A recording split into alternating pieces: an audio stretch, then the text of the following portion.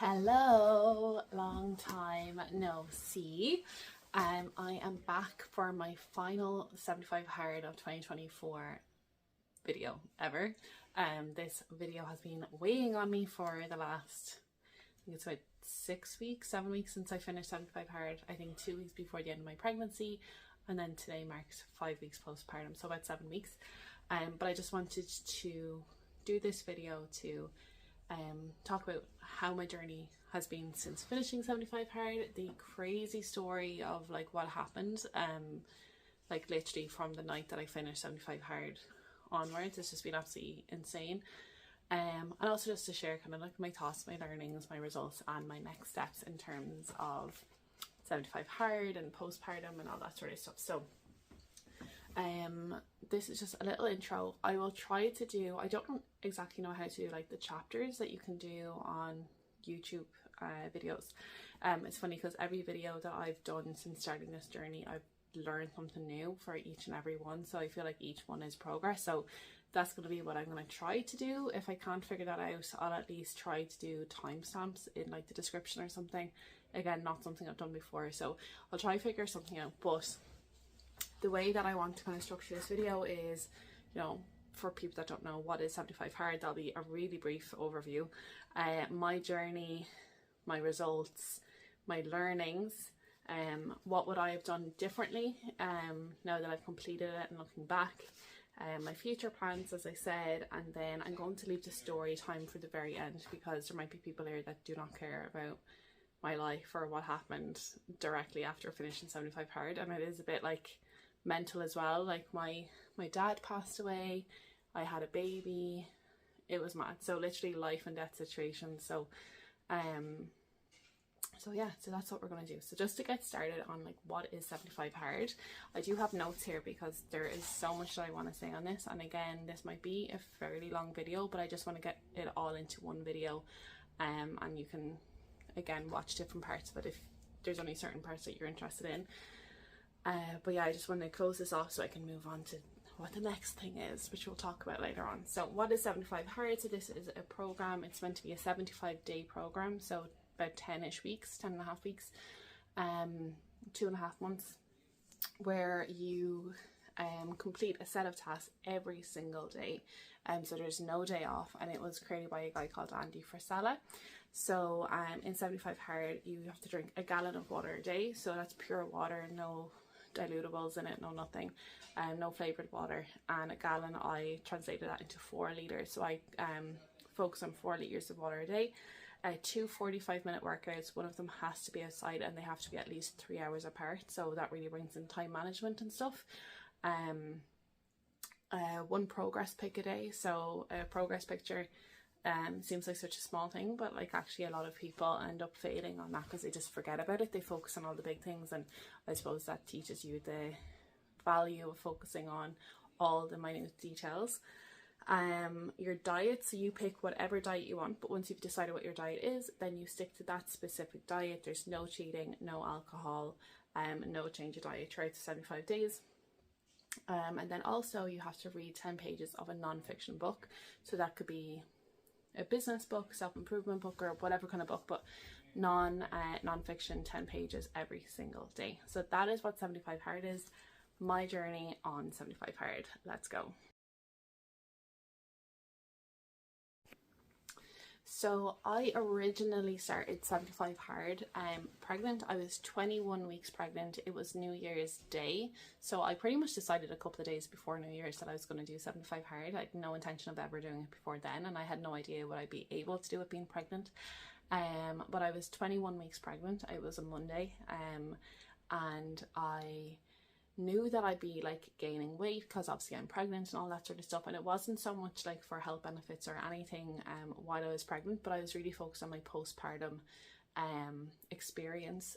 This is my second child within 2 years, so I now have 2 under 2, and after my first child I gained approximately 20 kilograms, and I was like, oh my goodness, if I do that again, it's going to be really tough for me. So basically after my first child I gained 20 kilos, I lost 10 kilos before getting pregnant again. So I started this pregnancy 10 kilos heavier than I did the first, and I was just like, you know, I'm going to be so lethargic and I'm going to be maybe really stiff and like all this sort of stuff. So I was like, you know what, just to kind of partner with myself, I'll do something now that will just give me a bit of a step up for once I've had a baby, and it might make me feel a little bit better, because I know it can be like, my weight has yo-yoed throughout the years, and I know it can be like when you feel frumpier and like not as healthy and stuff like that, it can be harder to actually get into it and then into fitness. And then when you are actually in fitness, it can be very demotivating because maybe you won't see results for a while, which is totally normal, but it can be really hard to kind of push through that mentally and stuff like that as well. And I knew that I'd have 2 small kiddies, so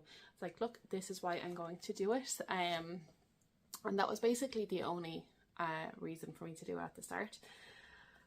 As I said, I kind of knew that my weight was going to increase. Like, I wanted my weight to increase, so it wasn't like a weight loss thing or anything, because obviously I'm pregnant, so I was going to be growing my bump and my child and everything. So yeah, it was really just to kind of focus on postpartum. And I was meant to finish, so had it gone all to plan, I would have finished mid-March. So my baby was due mid-May, so it would have given me a couple of months actually just to enjoy the rest of my pregnancy and just to, you know, relax and stuff like that. So that was the actual plan. What actually happened though was we were traveling across Europe, and we got a ferry, and on the way over to Europe, we were going to Spain to travel down to Portugal. The weather was really bad, and the ferry crew actually cordoned off the outdoor decks, so it actually wasn't physically possible for me to do my outdoor exercise. I know that's a thing of like completely beyond my control, but like at the end of the day, the program is, these are the things that you have to do every single day. If you don't do them, then you fail. That's something I didn't mention earlier on. If you fail any of these, you have to start again. So that's the end of it. You can't just be like, oh well, I'll do it again tomorrow.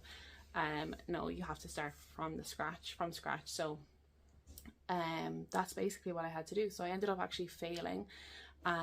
So I started again 2 days later. So I failed on the Saturday on the ferry, and then I started again that Monday. So I ended up finishing the end of April, and again my baby was due the middle of May. I was 38 weeks, and I did 75 hard pretty much for 4 full months pregnant. It was crazy. So from weeks 21 to weeks 38 pregnant. Mental, crazy. So my journey with the different tasks that you have to do in no particular order. So the progress pics. So what I did myself when I was doing it, I didn't just do one progress pic. I did like front, back, side and side. I did most of them in my undies. I think I did all of them in my undies. And Andy Frisella, who created the program, said actually just to wear as little as possible so you can really see the change.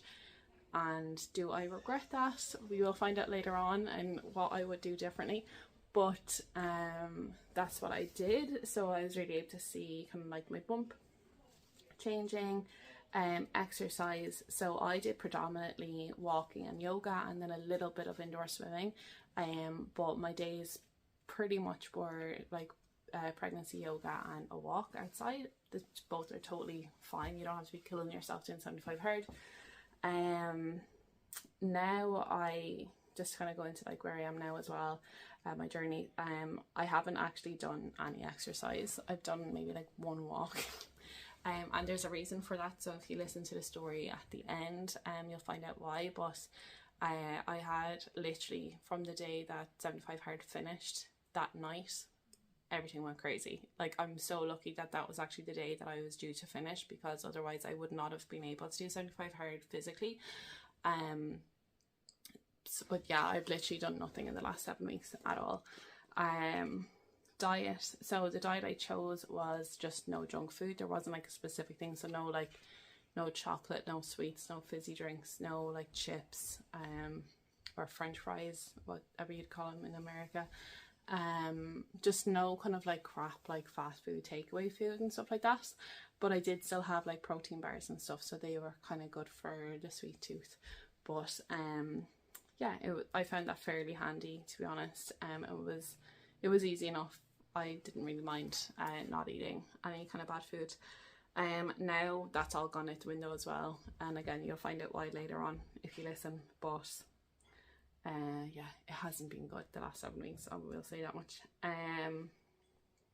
So the books then I think is the last thing to reading. So just to clarify, like I love reading, I've always loved reading, but I hadn't read in such a long time pre New Year's Day, and I've gone off it and I really didn't want to read it.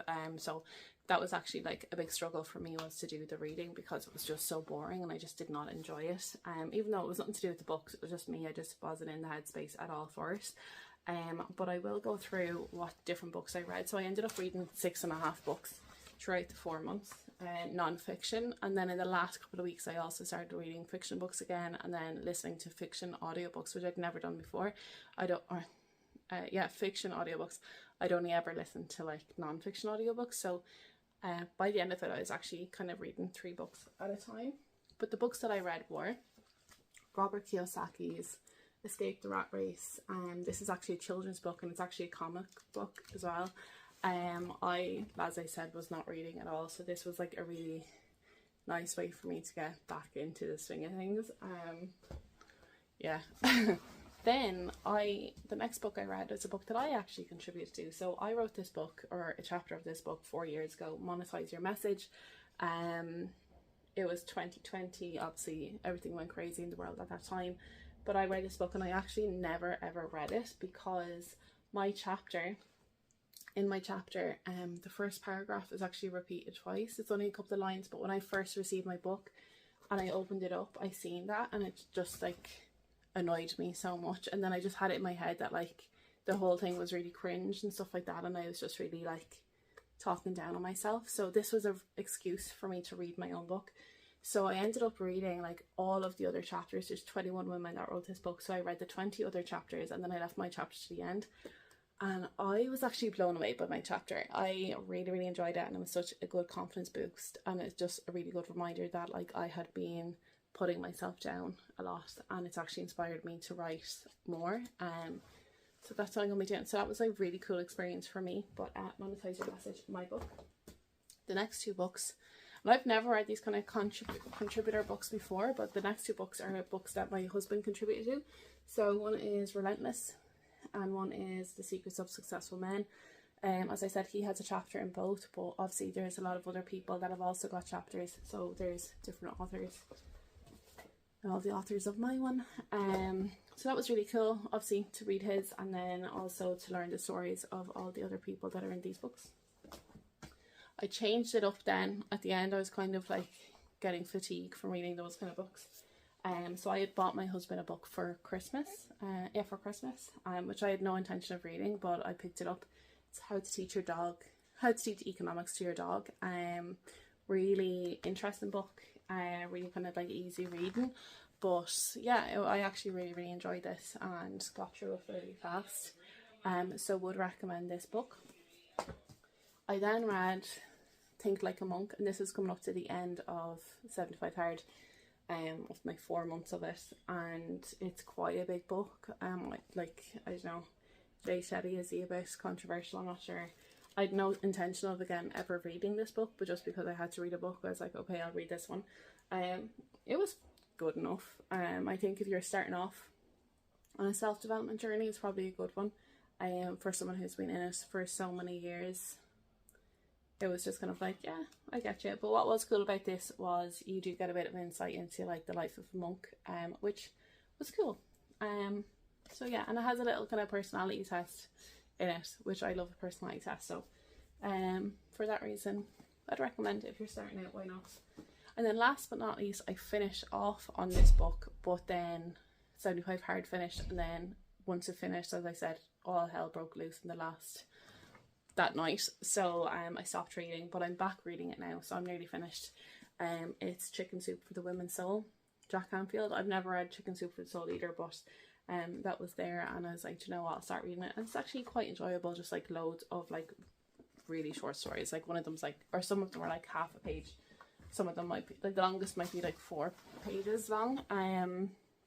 Yeah, so I'm back reading that now, and I did continue with the fiction reading the whole way, which was a good thing, but like the non-fiction, it's literally only the last week or 2 that I've gotten back into that. So I'm looking forward to finishing that book, and then in the future reading more again. So that was the books. And then the last thing I'll say on my journey is just that like there was a lot can change in 4 months, and this is like the thing about 75 hard and why he has it, that like if you fail you have to start again. Like the whole point is that life happens, and like sometimes you're going to get sick, sometimes things are going to happen in the world, like the weather might be bad, like you have bad weather, that doesn't mean like it excuses you going out and doing the exercise. Obviously I physically couldn't, it was cordoned off, but regardless, like so long as it's safe for you to do so, you should go out and do it.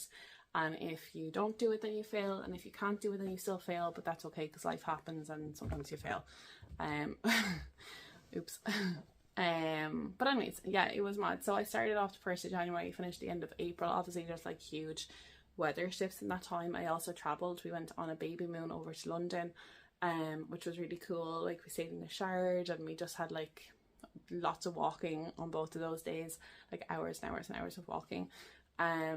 We went to like the theatre, went to see Phantom of the Opera. Like it was just amazing, and like really kind of like having different foods and stuff like that, and getting really kind of clear on like what kind of foods I wanted to eat while I was there. Like that was only a couple of weeks in, it was like mid-January, so the weather wasn't great, but like it was amazing how even the couple of weeks of walking prior to that really kind of trained me for being out in the cold and for walking so much, because I hate being outside, or I hated being outside, especially in the cold weather. We spent a month or so over in Portugal. We have a house there, so obviously we had the ferry trip over and back, so organising workouts and food and all those things, and drinking water and bringing water onto the ferry with us to make sure that I had enough. Road trips across Spain to Portugal and back. Actually being in Portugal, the change in temperature there and the change in terrain there. Our house is in a valley, so it's a lot of like ups and downs, and I was getting progressively obviously more pregnant as time was going on. I was still working as well for like the bulk of it. I finished work when did I finish work? I can't remember when I finished work, but pretty much for maybe 3 of the 4 months or so, or 3.5 of the 4 months I was working, but I work remotely.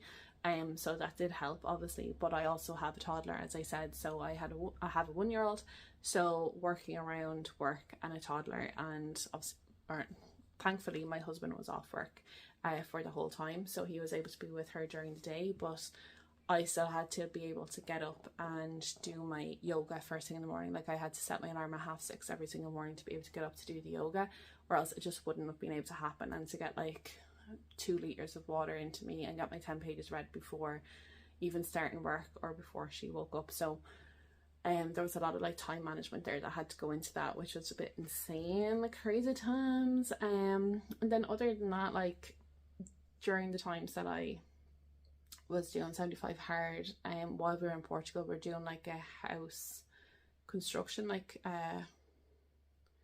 renovation. So we're going to renovate upstairs, and then we're going to create a guest house downstairs.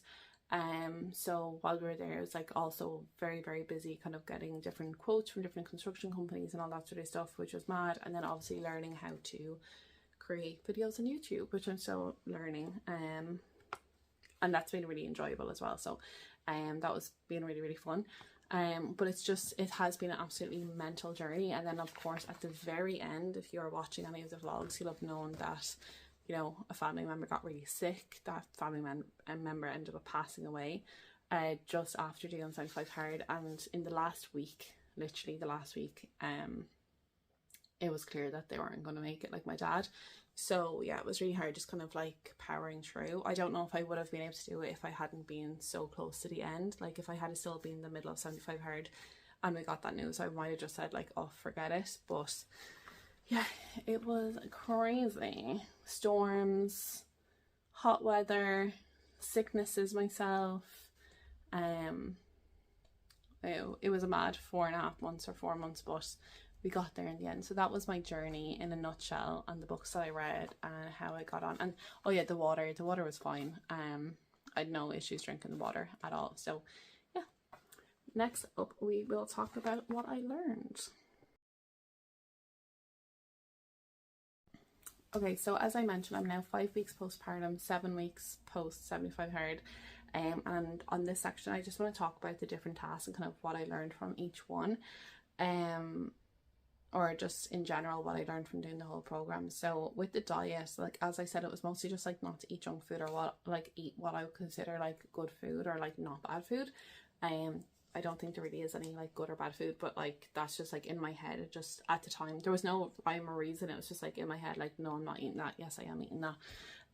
But particularly when we went to London, I had an experience in the restaurant, in a couple of restaurants in the hotel and stuff, where I was like, do you know what, I'm gonna like ask questions. Like at breakfast I was like, sorry, do you do matcha lattes, for example? And he was like, yeah, we can do that for you. And so like, but that wasn't on the menu, or it wasn't clear that they had that. Or I asked them if they had peanut butter, which wasn't out, and he was able to go and get me some peanut butter. Or the night before at dinner, there was a dessert menu. I was like, sorry, do you just have like a bowl of like fruit or berries or whatever? And I got like the nicest bowl of berries that you can possibly get for a dessert.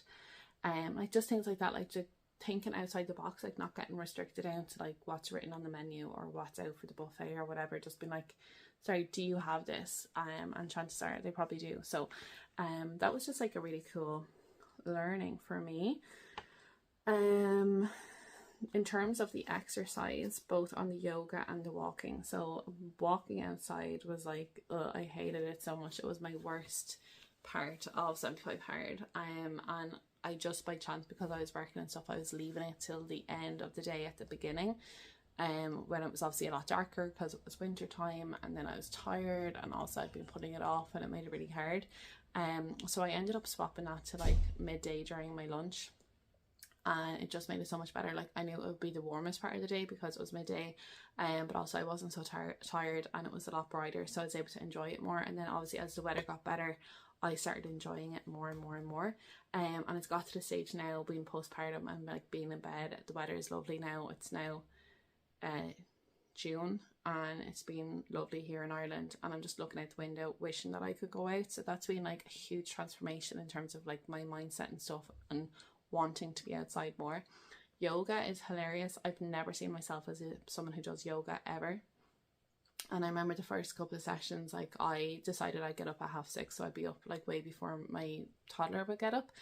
And I remember the first couple of sessions of yoga, I was so tired and drowsy, and I was in like big massive pajamas and like a dressing gown, and I was trying to actually do it on the couch because I just didn't have it set up at all, and it was just like, you know, it was sloppy, but we got it done. And I had always actually had it in my head, not only that I don't do yoga, but that I'm not someone who does yoga. So from going from that to someone who did it like consistently every single day for 4 months, it was amazing. Even in terms of like all the different moves that I knew of and being able to do them, and yeah, it was just amazing. So that was really, really cool as well. The pics, like the progress pictures, I didn't really get anything from them. I'm a kind of person who's really good at like attention to detail and remembering the small things anyway, and creating like a process and stuff. So it didn't really have that impact for me, but I'm sure for other people it's probably like a big, huge learning thing for them. But yeah, that was just kind of like, okay, I'll do these pictures, but I didn't really get anything from it. Maybe it would have been different as well if I hadn't been pregnant, because maybe if I was seeing progress going the other direction, I would have found it more motivating or got something for it. But for me, it didn't really do anything. The water as well was no issue at all. I'm quite tall though, I'm like 5'10". So, yeah, maybe I can just handle water better, because I know some people really struggle with that, but it was fine for me. The reading, as I said, pre-75 hard, I wasn't really doing any reading, so it really got me like, it was a real struggle for me to read at the start. But by the end of it, as I said, I was basically reading 3 books at a time, and I've still kept up reading, so that's pretty good. But in terms of the books and stuff like that, like, yeah, I probably did switch my mindset a bit. I don't think anything's really standing out at the moment, but like obviously, as I said, reading my own book has really inspired me to like get back writing and to do more of that. So so that's cool, that's good. And funnily enough, some opportunities for writing books similar to those have come up, so let's see what happens by the end of the year. What else was there? The diet was grand as well. oh yeah, we spoke about that. And just that, like, at the moment I don't really have a diet. Like, it's just a lot of like comfort food. And exercise, I haven't been doing anything either, but like I am eager to get back into both of them. So yeah, I think the main thing then is just overall, what did I learn? Like, self-limiting beliefs. Like, you know, I'm not someone who does yoga, or I hate being outdoors, or what are the other things? Like, when we were in Portugal, like, I definitely like would not have moved. I would not have done any of the walks that I did, and I would have put it in my head like, oh no, I can't do that. Like, it's uphill, it's downhill, it's so far. Like, it was actually grand. Like, nowhere was as far as I thought it was. I was actually surprised about how much distance I could cover in 45 minutes, and also while I was getting, again, progressively more pregnant to be able to do it. Whereas before I would have just been like, I'm pregnant again, it's too up, it's too down, it's too far, I can't do it. So I definitely, like, that was a huge light bulb moment for me. And then also just like the whole thing of like, can I even do this? Like, being pregnant, having a toddler, and just myself anyway, like, can I stick to 75 hard? Because like, you see so much online that it's like so difficult to do it. So all those kind of self-limiting beliefs were probably big learning. So yeah, I think that's it. So what would I do differently? So there's not much that I would have done differently. Like, there's one thing that definitely sticks out for me. As I said, I don't think, you know, I didn't weigh myself, because like, I don't weigh myself anyway, but also like, I knew I was going to be getting bigger all the time. I was like, what's the point of weighing myself? I wish I did though, a little bit, just so I could kind of like earmark it a bit. I think I mentioned earlier on, maybe I didn't, but I gained 20 kilos in my first pregnancy. I lost 10 kilos. I started this pregnancy 10 kilos heavier than my ideal weight that I want to be. I ended up actually gaining less than 10 kilos on this pregnancy. So I finished this pregnancy lower than I did my first pregnancy, and I started my first pregnancy 10 kilos lighter. So I think that's huge, like massive, like, and still had like an extremely healthy baby, and like me being healthy and everything. So like, that was a really big win. It wasn't what I was going for, but I got it. But like, the one thing that I definitely would do, even without the weighing, is I would have measured myself. I just didn't think of doing it, but it would have been really cool to measure, like, I'd say like my hips, my thighs, my arms, different things like that, and just see on these other areas of my body like what the difference actually was. And that's something that I would definitely do going forward. Also, the progress pics that I took, Andy Frisella actually says like, do them like with as little clothes on as possible so you can really see yourself. I did that. Like, all of them are in underwear. I do wish I took some that were a little less revealing, so I wouldn't be as like scarlet or embarrassed sharing them. But he was like, you don't have to share them with anyone online. It's like, yeah, but if you're doing videos like this, like, you kind of do want to show the progress. But I suppose again, it's different because I'm pregnant, so, or I was pregnant, so the progress pics wouldn't really mean anything to most people, unless you just want to see me in my underwear. Another thing I did, which I think looking back was a bit unnecessary, but I just wanted to keep it to Mondays as like the main week. So my pregnancy progressed by weeks every Monday, and I had started 75 hard on a Monday, so it was easy for me to track the weeks. But I failed on a Saturday, so I was like, you know what, I'll start again on the Monday. I wish I had just done on the Sunday, because that one day off like was just unnecessary. It's not that I finished a day earlier then, it was just kind of like, why did I do that? You know, just, I don't know. It's like if you do have like a cheat meal or you do something, you're just like, why did I actually do that? So like, buyer's remorse a little bit on that one. And a silly thing, because I still haven't done it. I wish I had actually just got some like yoga blocks or something, because it would have just made my experience an awful lot easier. Like, I had to get really resourceful throughout the 4 months, but like, I was very adamant that I was not going to buy yoga blocks, and I wish that I had just done that. I think it would have been cool. But yeah, that's what I would have done differently. Okay, so future plans. I've chopped and changed on what it is I want to do. There's a few kind of like challenges or things that I'm interested in doing, and I was going to do them separately first and then do 75 soft, which is a different program, similar, and then maybe 75 hard after. I've decided I'm not going to do that. I'm going to start 75 soft and then going to incorporate these challenges into 75 soft and do them all together. So what is 75 soft and when am I going to do it? So I'm 5 weeks postpartum today. Next week I will be 6 weeks postpartum. Once I've got the okay from my GP and from a woman's physio, I'm going to look at 75 soft. So basically that is one workout a day for 6 days a week, so not 7 days a week, for 45 minutes, can be indoor or outdoor. You still drink the gallon of water. The progress pics, you can do them if you want. The diet, you again pick what you want, but if you drink alcohol, which I don't, you can drink on like social occasions. I think it's just a bit more lenient on that. And the reading, it's 10 pages of a fiction or a non-fiction. I'm just going to keep with the non-fiction because I think it's good to have that there.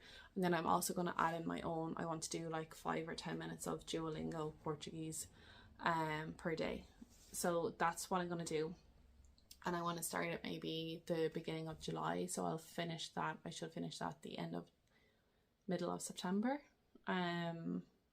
If I do the 75 days. So I'll be 75 soft starting kind of like start of July to mid-September. Then I'm going to incorporate somewhere in that, probably from the beginning. I want to do the couch to 5k challenge. So that's a 6-week challenge, I believe, and it basically gets you from someone who's sitting on the couch doing no exercise to running a 5k within 6 weeks. So I want to do that and incorporate that in. And I also want to at some point do like at least 30 days of carnivore. So for reference, I used to be vegetarian. At the start of this pregnancy that I just had, I got cravings for meat. So I started eating meat before I knew I was pregnant. It was only after, in retrospect, I realised why I was eating meat again. So I kept up the meat eating with the intention of once pregnancy is finished, I'm going to stop eating meat. But I've been looking into carnivore for years and I'm like, you know what, I'm just going to try it for 30 days at least. So I want to do that. Years ago I was actually paleo, so you know, I have experience in all these different diets or whatever, I don't know, but I was paleo, strict paleo for 2 years in a different life. So I want paleo or a keto, don't really know the difference, to be like a default diet throughout the 75 soft, but have like at least a period of like strict carnivore, and see how I feel and how that goes as well. So I think that'll be fun. And yeah, that'll be it. So then mid-September we'll see where we go from there. Then maybe I'll do it again or maybe I won't, but I think I will do 75 hard then, maybe New Year's Eve or New Year's Day again next year. And I might look into potentially, let's see how it goes, but I might look into the Live Hard program. So that's where you do 75 hard. Then there's 3 additional phases after that you do, and they all have like different tasks and are at different stages throughout the year. And then the end of the 3rd phase is the day before your 75 hard anniversary of when you started it. So it's a whole year. I think it only ends up being like 4 months of the year or 6 months of the year or something, but it's like staged out at certain times. So yeah, maybe that's plans for 2025. So let's see. But yeah, this year 75 soft, just to ease myself back in, and a bit of carnivore, a bit of 5k running, and we'll see where that takes us. Okay, so that's all the 75 hard stuff done. Bit of a story time. Okay, so I finished 75 hard on a Friday. Literally finished my last drop of water before getting into bed. My back that week had been hurting a lot. Throughout the whole pregnancy I had really bad pelvic girdle pain, so it was sore anyway, but the last week was really sore. And not only that, that's when we found out like my dad was dying and he wouldn't be coming home. Like he had been sick and he'd gone into hospital, but we thought he'd be in hospital, then he'd go to respite care and then he'd be coming home. The last week of 75 hard, we found out that was not going to be the case. Not only that, as I said, I was 37 weeks pregnant going into my 38 week. So I was very pregnant, very sore, back was killing me. I was still doing my yoga, my walking and all the things, but the last week was also a lot of in and out of town to go to the hospital to visit my dad, so it was all a bit mental, and then my own appointments as well. It was mad. So all of that was happening, and the Friday came and I had been in a lot of pain, as I said, doing the walks around town when I was going to the hospital. But I finished 75 hard, was absolutely buzzing, drank my water, went to bed, got up an hour or two later to go to the toilet, and I got an excruciating pain in my back. It was so sore. Straight away I felt it. I was like, ow, like that is so painful. Saturday morning, got up, it was still there. It was so bad. Normally any kind of like back pain that I got at the end of the day, by the time I woke up in the morning, it had eased off quite a bit. Like the whole throughout the pregnancy, like lying down and like turning and stuff was really painful, but like this, when I woke up on the Saturday morning, was still killing me. It was so sore.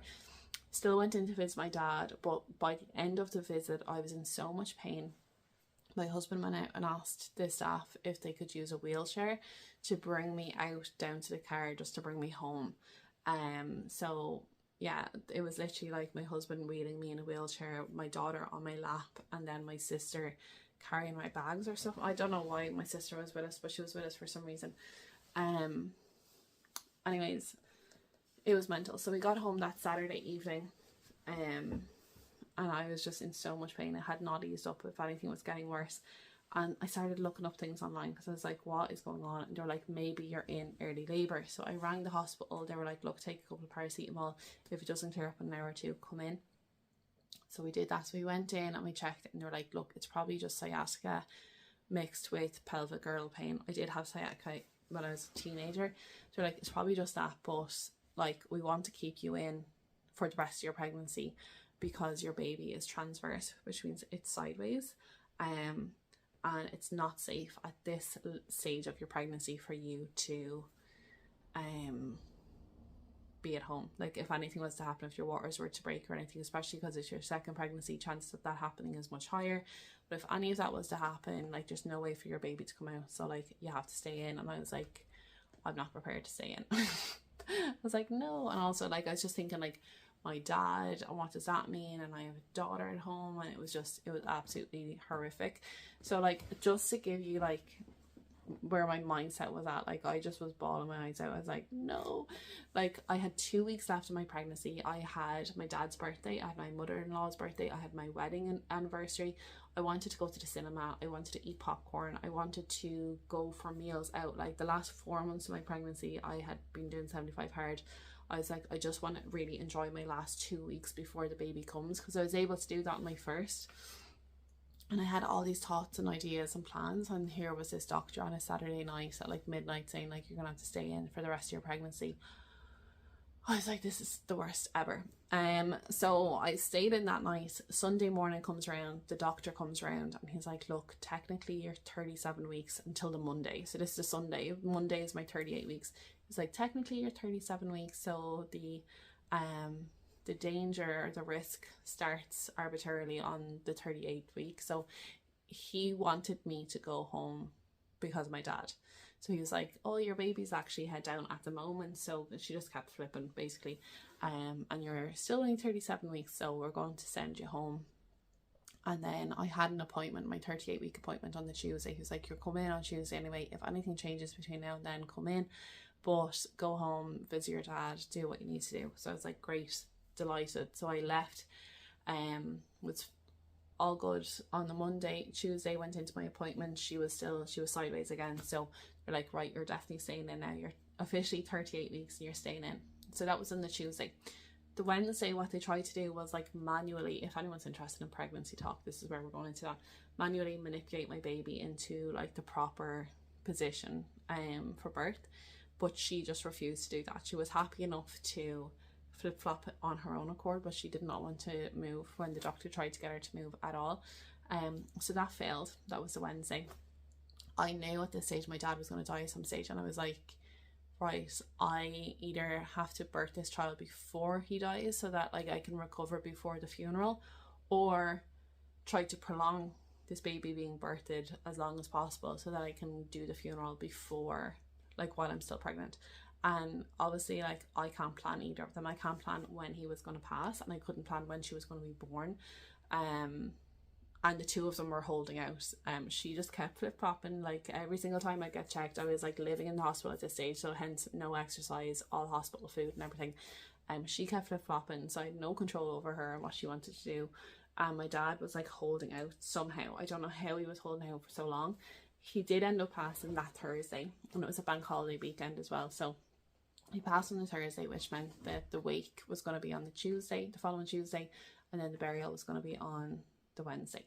So I ended up being able to leave the hospital Tuesday morning, go to the wake, then come back to the house, get ready, spend one night here, then Wednesday morning, first thing, get up, go to the funeral, go to the burial, and then straight back into the hospital. And the reason for that again is because there's so much risk. So this is what was also going through my head, right? They were saying that because when the baby is sideways, if the cord is underneath, or regardless of what it is, because there's nothing actually in the passage protecting the baby, if my waters were to break or anything, the cord could get stuck, and that's basically the lifeline for the baby. So you have like literally 1 or 2 minutes to get that baby out, so like cesarean or whatever. And that's obviously just not possible to do if you're not in the hospital. So they want to keep you in the hospital, so if anything like that was to happen, straight away you'd be down, baby's out. So the risk is like best case scenario, brain damaged, worst case scenario, a second funeral. Like it would have been awful, really, really bad. So even leaving the hospital for that night, like those 2 days was really, really scary. So anyways, that Tuesday morning, she happened to be head down. Not very fixed, but she just happened to be head down. Then when I got back Wednesday night, she was still head down. Thursday morning, she was still head down. Now, I'm skipping a lot of stuff that happened in the meantime. Like, she was technically not head down on the Thursday morning, but she was. I mean, it doesn't matter. I won't go into all the details. But she was still head down then on the Thursday morning, so they booked me in for an induction on the Friday morning. I would have been due on the Monday, and I ended up going into getting induced on the Friday and having her the Saturday morning then. So literally the funeral was the Wednesday, and I had her on the Friday night, Saturday morning, and we had like the Northern Lights, Aurora Borealis was happening, and I've wanted to see that my whole life. And my husband was kind of half looking out the window at it, and he was like, look at the green lights, and I was like, no, no, it's not the time or place to be looking at that. The birth itself, I won't go into that, but it was all a bit mad. But she was born, and you know, she was healthy enough. Again, I won't go into it too much, but she's perfect. Which is great. So anyway, so that was the Saturday morning. I ended up staying in until the Monday afternoon, and then I left, and I've been home since then, which has been great. Mad time for grieving. Lots of life and death, like the Lion King coming into my head a lot, like the circle of life and stuff like that. It's just, I'm talking about it now, but it was like at the time it was like super traumatic. I think it probably still is. I don't know if it's fully hit me or not, but like having midwives and doctors come in and being like, oh my god, I've heard about your dad, I'm so sorry. Like it went from like any mention of it, I'd burst into tears, to by the end of it being like, oh yeah, thanks, you know, because I was just so used to it, like being desensitized to talking about it in that environment. But then as soon as I'd leave, or I'd be talking to like a family member or something, I would just like break into tears again. It was just mad. The whole thing was mad. It still is a bit mad, to be honest. Again, I don't know if it's fully hit me, but then I'm just kind of like at home here. My back is actually still really sore. Like I'm gonna say it to the doctor next week. I don't remember it being this sore with my daughter, but I do definitely, like, my postpartum recovery is so much better this time around. I probably should have said that earlier in the video, but my experience with it, but like definitely I'm a lot better this time around. Like we went to the zoo on the 3rd week, like the day that was a Saturday. 3 weeks postpartum, went to the zoo for the day. Like I was wrecked by the end of it, but I did it. Like the other day I did like the walking route that I would have done during 75 hard, like just loads of things like that I definitely would not have been able to do.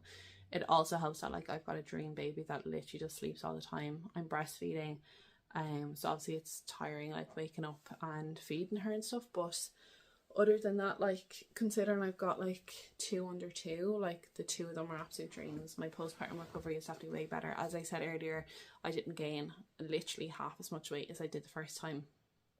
I'm already losing that weight. And I'm just really, really grateful that I did do 75 hard, because there's no way of knowing like what way would have been exactly the same. Like, would I have felt the same if I hadn't done it? Would she be the same, like in terms of like being a dream baby, and maybe my recovery would be just as good?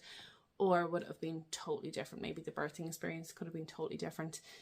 Postpartum could be totally different. Like how I'm feeling now, like if I have back pain now, maybe it would have been 10 times worse without doing all the things that I was doing, like all the yoga and everything and all the water I was drinking. So it's hard to know, but it's just been absolutely mad. But I am definitely ready now to do something, you know, do my couch to 5k, focus on my diet a bit more. Between my dad and the birth and staying in the hospital for basically 2 weeks, and then postpartum, like really forced myself just to rest. Obviously no exercise, food out the window, all that sort of stuff. So I'm ready to just kind of like rein it all back in and safely do stuff again.